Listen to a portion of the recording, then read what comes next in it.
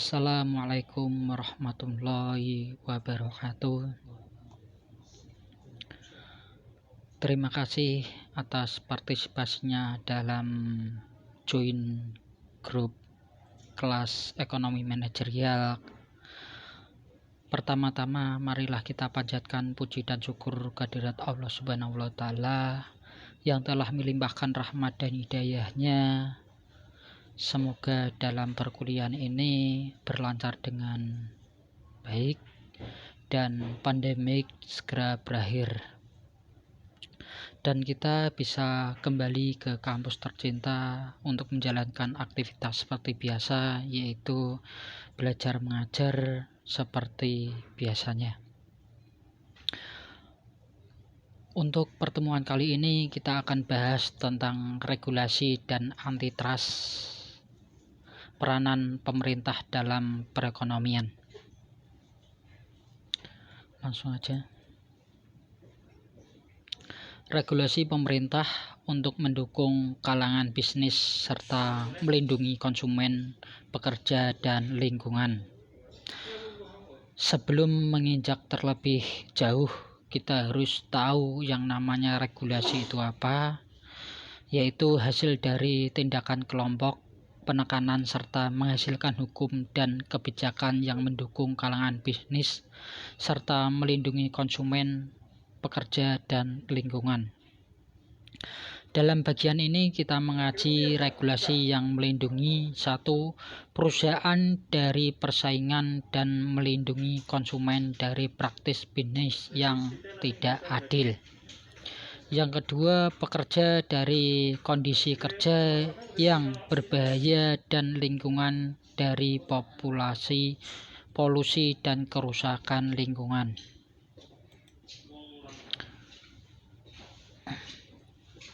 Regulasi pemerintah yang membatasi persaingan, yaitu ratusan kelompok penekan yang berasal dari kalangan bisnis, petani, pedagang, dan kelompok profesi telah berhasil membujuk pemerintah lokal, negara bagian, dan federal untuk melaksanakan berbagai regulasi.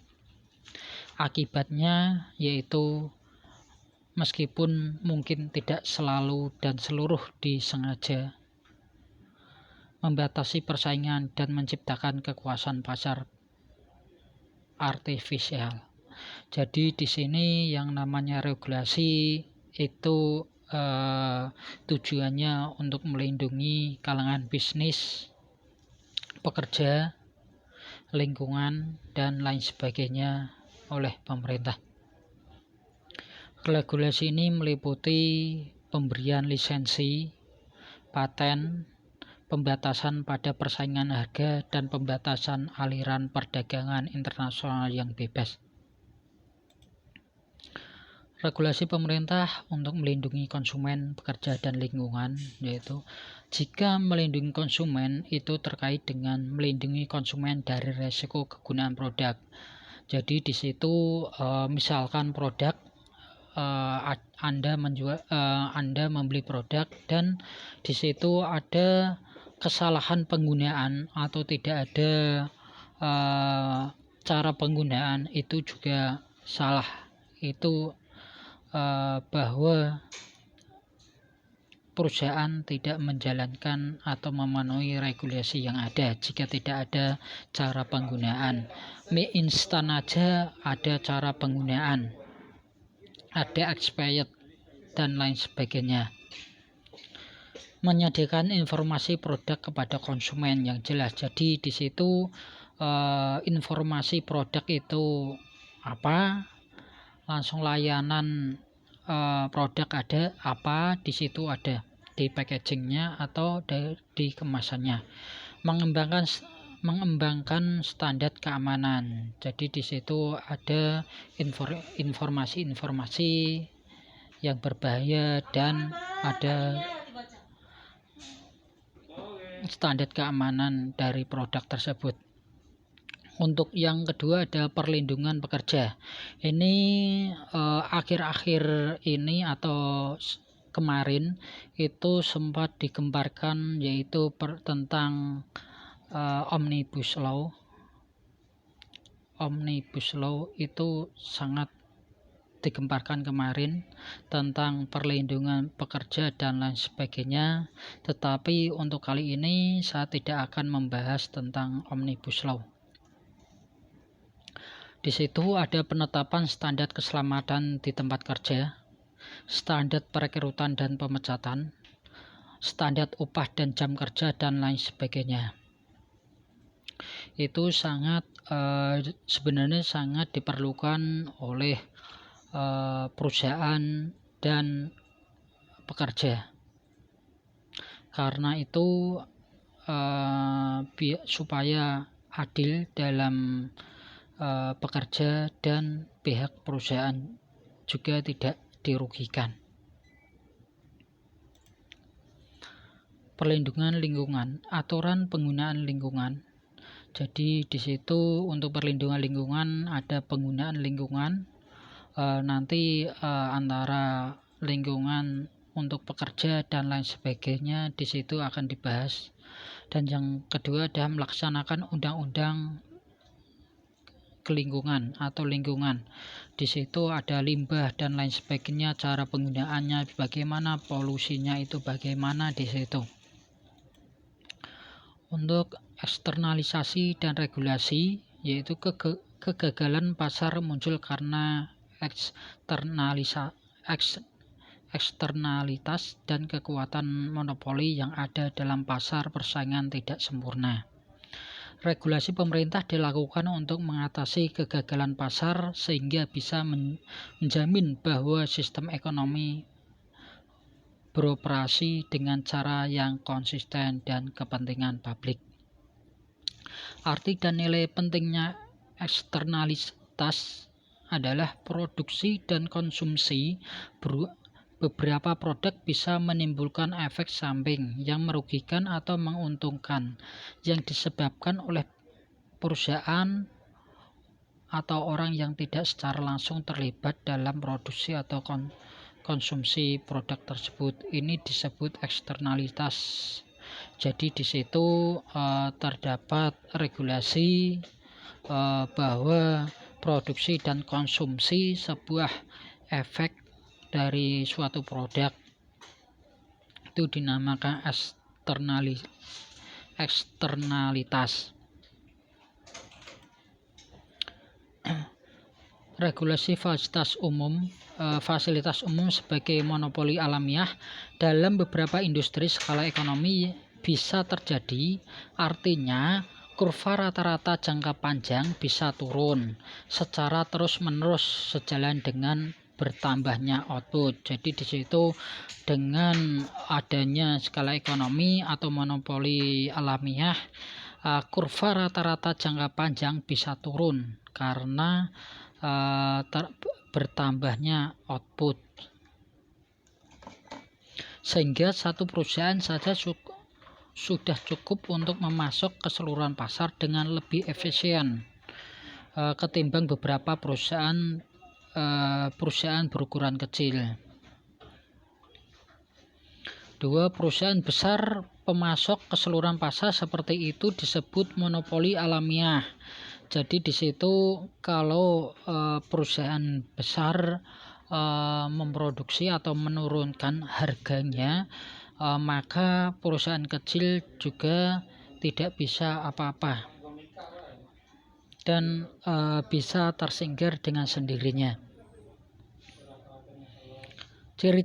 Ciri yang membedakan monopoli alamiah adalah biaya rata-rata jangka panjang perusahaan masih terus turun ketika perusahaan itu memasok seluruh kebutuhan pasar.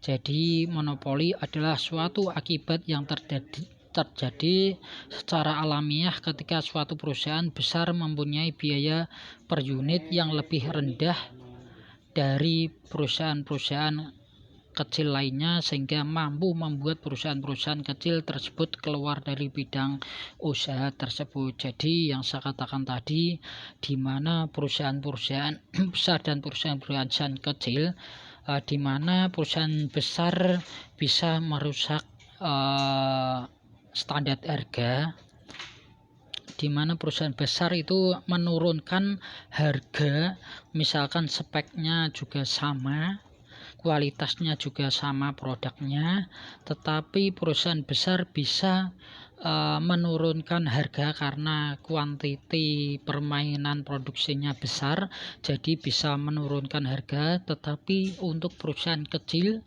juga keberatan, jadi perusahaan kecil tidak mampu bersaing atau kompetitif advantage, jadi perusahaan kecil dengan sendirinya tersingkir dari pasar tersebut,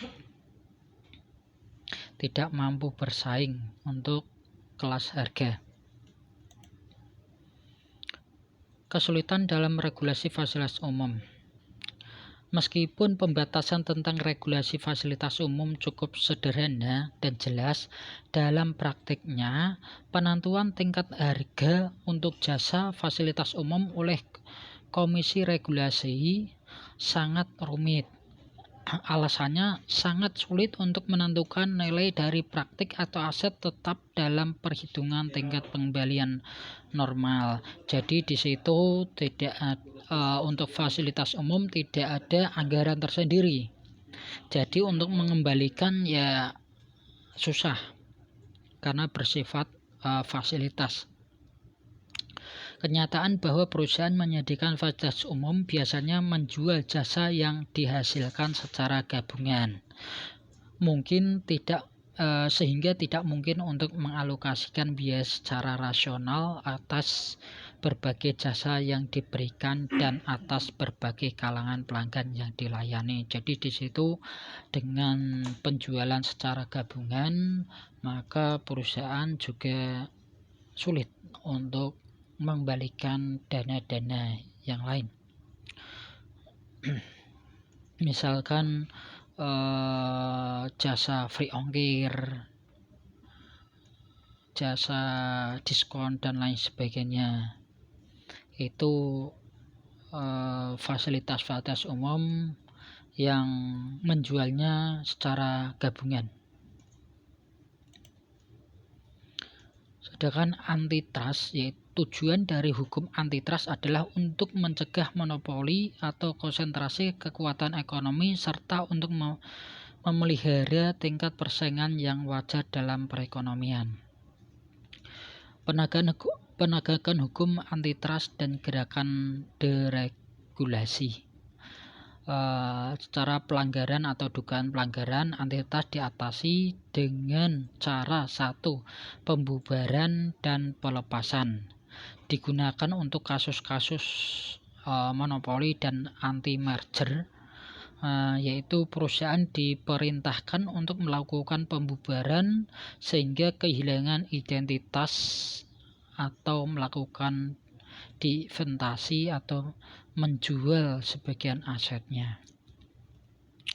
Yang kedua, keputusan pemerintah pengadilan yang mengharuskan terdakwa berhenti melakukan tindakan anti kompetitif tertentu untuk melaksanakan tindakan kompetitif yang diperintahkan.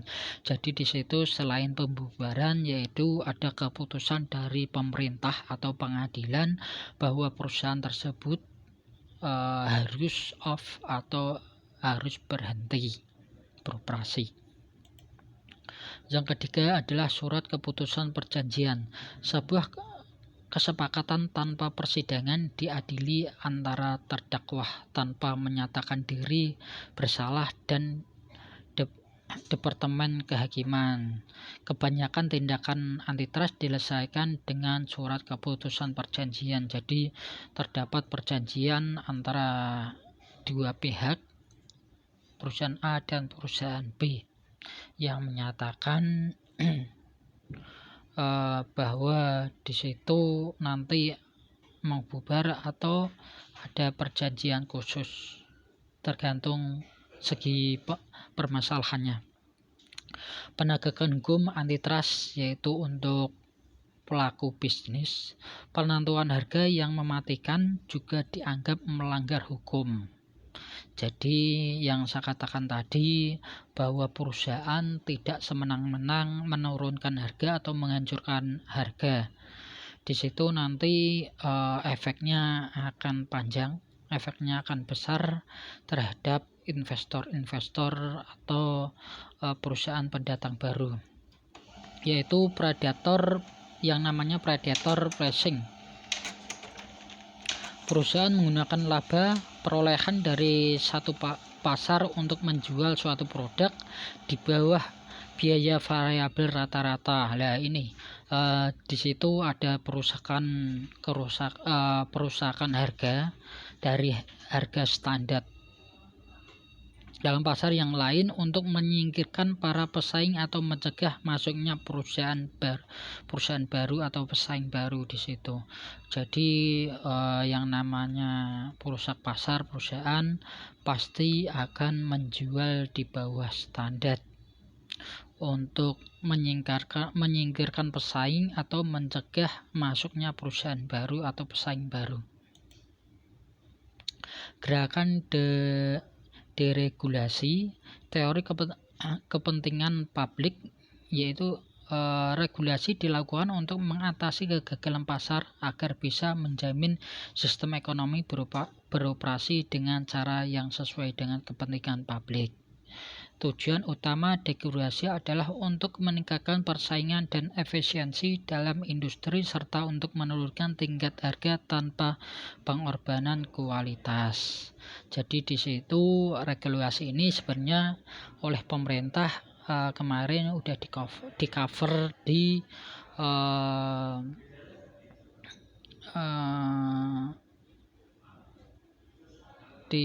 peraturan-peraturan atau yang namanya Omnibus Law. Di situ bahwa Omnibus Law masih terdapat pro dan kontra oleh masyarakat. Dan di sini saya juga tidak akan membahas karena bahwa di situ panjang. Sepanjang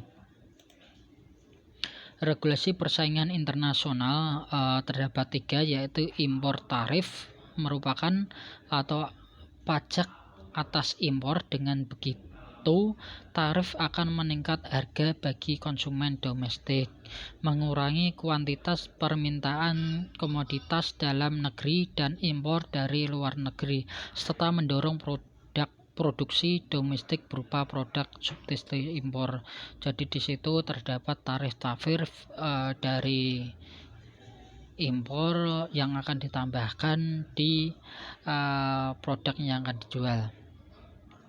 Untuk kuota impor adalah pembatasan perdagangan yang lebih ketat dalam kasus apapun. Tarif impor, kuota, dan segala bentuk pembatasan perdagangan melindungi produsen domestik dari persaingan dengan pihak asing di situ. Jadi terdapat kuota impor, jadi impor yang masuk dibatasi dan menumbuhkan produsen dalam negeri. Yang ketiga adalah voluntary export restraint atau pembatasan ekspor sukarela, yaitu bagaimana sebuah negara mengimpor mempengaruhi negara lain untuk mengurangi ekspor sebuah komoditas secara sukarela di bawah ancaman pembatasan perdagangan yang lebih banyak dan menyeluruh ketika ekspor komoditas tersebut mengancam keberadaan seluruh industri domestik. Jadi di situ adanya pemasaran global atau perdagangan bebas. Di situ ada bahwa ekspor impor itu di dalam negeri itu banyak dilakukan. Jadi di situ ada yang namanya kuota impor dan sukarela. Gitu. Bahwa untuk mengirim, Anda harus mengirimkan sukarela dengan impor ekspor di negara tersebut atau negara lain gitu. Cukup sekian untuk pembahasan regulasi dan antitrust dalam minggu ini. Kalau ada yang kurang berpaham bisa ditanyakan di Sunan atau bisa kontak saya. Cukup sekian. Wassalamualaikum warahmatullahi wabarakatuh.